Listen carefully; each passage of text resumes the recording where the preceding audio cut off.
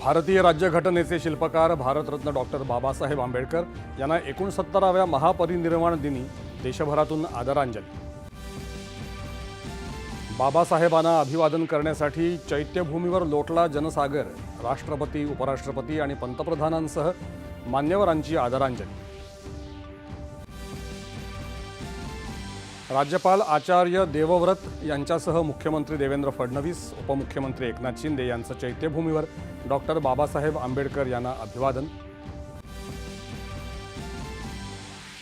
समता, बंधुता आणि एकता या मूल्यांवर आधारित समाजाचं स्वप्न साकारण्यासाठी बाबासाहेबांनी निर्माण केलेलं संविधान हे धर्मग्रंथाप्रमाणे मार्गदर्शक। राज्यपाल भारताच्या अर्थव्यवस्थेची मुहूर्तमेढ रोवणाऱ्या बाबासाहेबांच्या दूरदृष्टीमुळेच देश आज विविध क्षेत्रात प्रगती करत आहे। मुख्यमंत्री देवेंद्र फडणवीस। स्वातंत्र्य आणि समतेच्या सूर्याच्या तेजानं आज संपूर्ण विश्व तेजोमय झालं असून डॉक्टर बाबासाहेब आंबेडकर यांनी केलेलं कार्य संपूर्ण मानवजातीसाठी। उपमुख्यमंत्री। भारतीय संविधानाच्या अमृत महोत्सवानिमित्त मुख्यमंत्री देवेंद्र फडणवीस यांच्या हस्ते मुंबईत डिजिटल संविधान चित्ररथाचं उद्घाटन।